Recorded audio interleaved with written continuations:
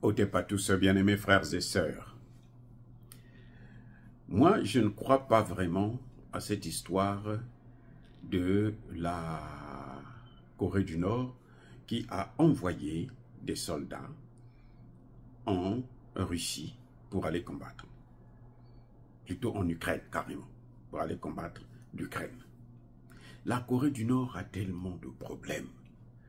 Vous savez que même en ce moment-là, au moment où nous parlons, la Corée du Nord et la Corée du Sud, de temps en temps, ils s'envoient des pics, des balles, des obus. Entre les deux, là, ça a toujours, c'est chaud toujours. Donc la Corée du Nord a besoin, des hommes et des armes. Et puis, mais quelle différence ça peut faire d'envoyer, à supposer, 12 000 hommes? Quand on apprend que la Russie vient d'envoyer 200 000 hommes à Zaporizhzhia pour renforcer les troupes qui sont à Zaporizhzhia. 200 000. Qu'est-ce que les 12 000, à supposer que c'est vrai, supposons que c'est vrai, 12 000, ils vont faire quoi comme différence? Les amis.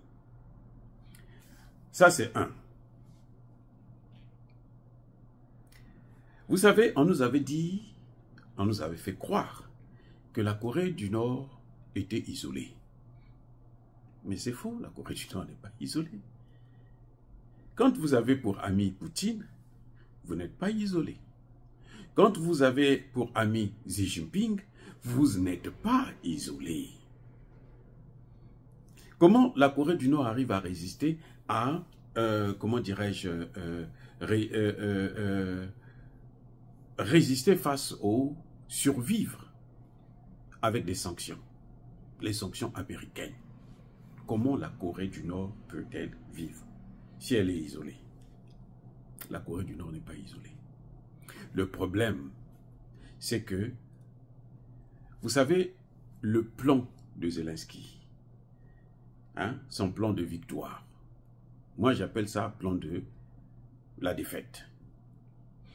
Le secrétaire d'État à la défense aux États-Unis, M. Lord Austin, était à Kiev tout récemment. Il est allé dire lui-même directement à Zelensky que ce plan-là, ça ne marche pas, c'est pas convaincant pour nous, il n'y a rien dedans, c'est vide. C'est un général, hein? Donc il sait, c'est un général. Lord Austin, là, c'est un général d'armée, c'est pas un type comme ça qu'on a pris pour venir gérer le ministère de la Défense américaine. Il le lui a dit. En Europe, on le lui avait déjà dit. Tout le monde sait que ça ne marche plus. Mais ils sont en train de constater qu'ils sont en train de perdre la guerre. En fait, les Occidentaux sont en train de chercher un prétexte pour intervenir directement, envoyer leurs soldats. Regardez ce qui s'est passé. La Corée du Nord aurait envoyé les soldats en Russie. Très bien. Vous savez quoi? Le ministère des Affaires étrangères de la Corée du Sud va convoquer l'ambassadeur de la Russie en Corée du Sud. Oui, l'ambassadeur de la Russie a été convoqué en Corée du Sud pour lui demander des explications. Bon, alors, si la Corée du Nord envoie ses soldats en Ukraine pour aller aider la Russie, quel est le problème de la Corée du Sud? Dites-moi. Quel est le problème de la Corée du Sud?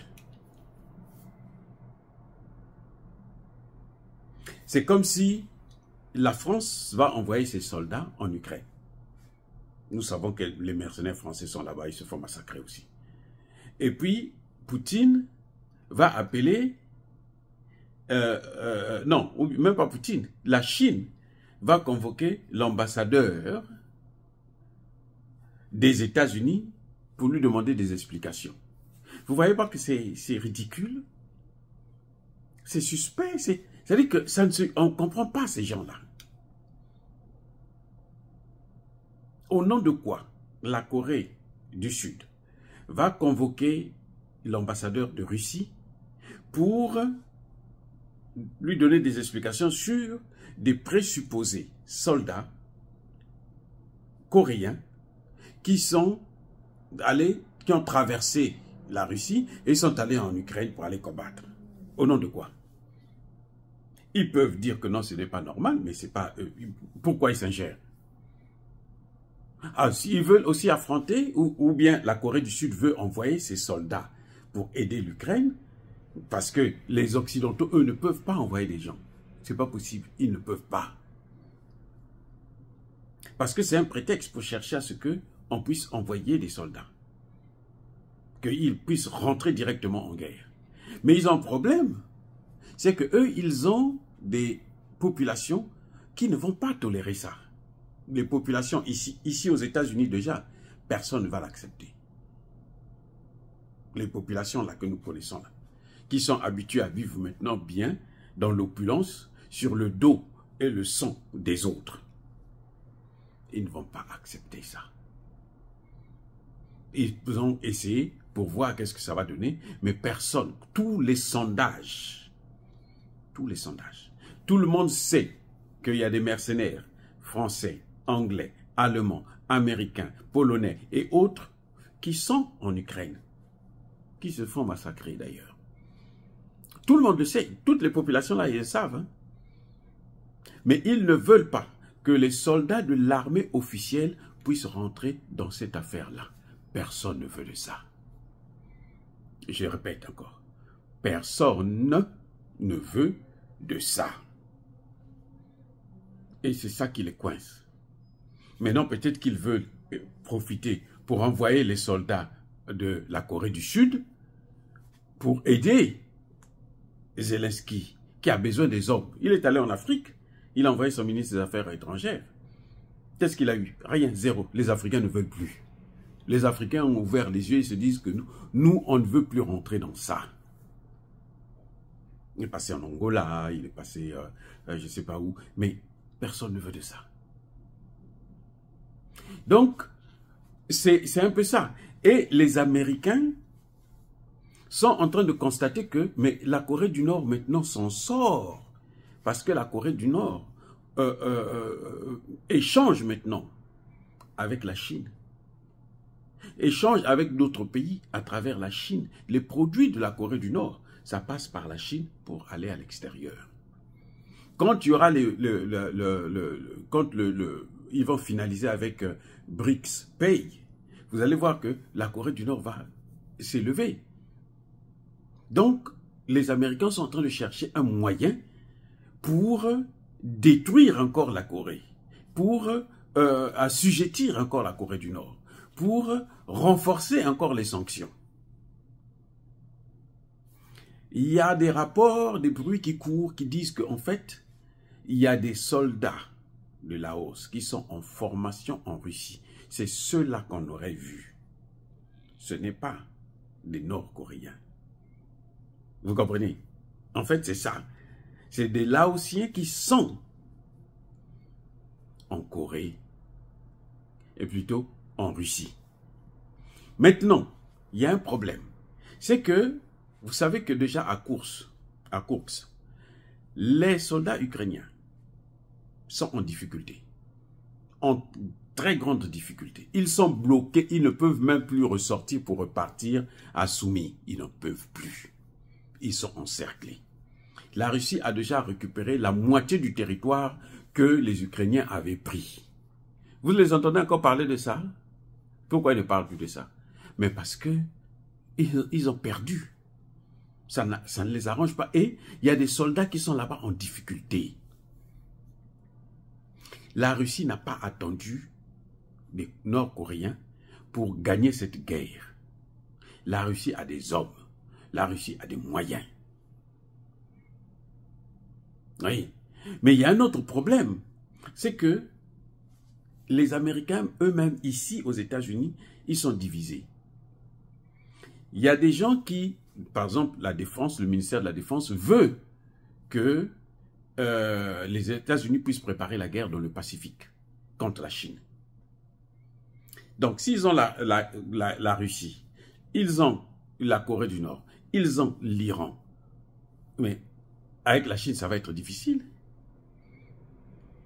Déjà, il faut savoir que si on n'envoie pas des armes, on n'envoie plus des armes à Zelensky, ce n'est pas parce qu'ils ne veulent pas, c'est parce qu'ils n'en ont pas. On ne donne que ce que l'on a. C'est-à-dire que le rythme de production d'armes et l'utilisation ne suit pas. Ils ont un nouveau front qui a été ouvert au Moyen-Orient. Là encore, on a vu que même les frappes dans le pays de Khamenei, c'est un peu difficile, ça ne marche pas, ça n'a pas donné de résultats probants. Vous voyez, on se rend compte que mais ces gens-là ont une force. Donc tout ça, c'est une fuite en avant. C'est une fuite en avant. Maintenant, il y a un autre problème. C'est que la Chine, et plutôt la Russie, a eu des accords avec la Corée du Nord. Dans ces accords, il y a l'article 4 qui prévoit que lorsque l'autre est attaqué, eh ben, il faut que son partenaire puisse venir intervenir. Et ce texte-là, il est en ce moment en débat à la Douma. Donc, comme ce texte-là est encore en débat à la Douma, il n'est pas encore validé complètement par la Russie. Et que, par conséquent, la Corée du Nord ne peut pas venir. Puisque eux, s'ils viennent en Russie, ça va être sur la base de cet accord-là. Mais cet accord n'est pas encore validé. Ça y est, à la Douma n'a pas encore fini d'examiner ça. Vous voyez? Et même si la Douma examine ça, mais les Nord-Coréens, là, s'ils viennent en Russie, ce ne sera pas pour aller en Ukraine. Ce sera pour rester là, à Koursk. Vous voyez maintenant le problème. Donc, même si c'est voté... Donc, je ne sais pas quel type d'interprétation ils sont en train de faire. Ils sont seulement en train de chercher des faux prétextes. Pour nuire, déjà pour minimiser, comme je vous ai dit dans la précédente vidéo, pour minimiser la victoire de la Russie, pour dire que sans la Corée du Nord, la Russie n'allait pas gagner. Ça, c'est un.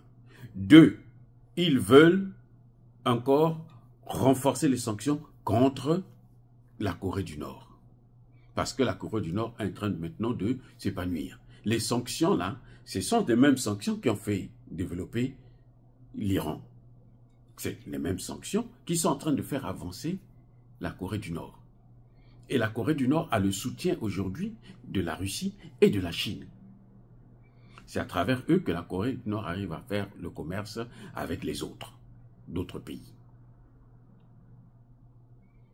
Et ils veulent aussi envoyer les troupes au sol. Mais ils ne peuvent pas intervenir directement parce que leur population n'accepteront pas ça.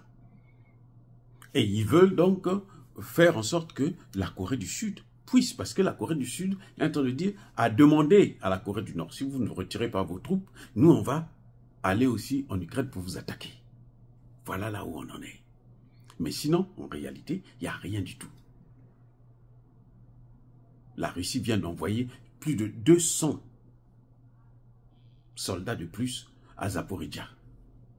Alors, donc, ils ont des soldats, ils ont des ressources. Voilà ce qui se passe. Oh, bien-aimés frères et sœurs, encore une fois de plus, soyez bénis, soyez abondamment bénis par le Dieu des Kémites et par nos ancêtres évangélisés. Mais que tous ceux qui persécutent le continent africain le déstabilisent, qu'ils soient maudits, punis, foudroyés, neutralisés, écrasés, effacés par le Dieu des Kémites et par nos ancêtres évangélisés. Vive l'Afrique éternelle, j'ai dit et j'assume.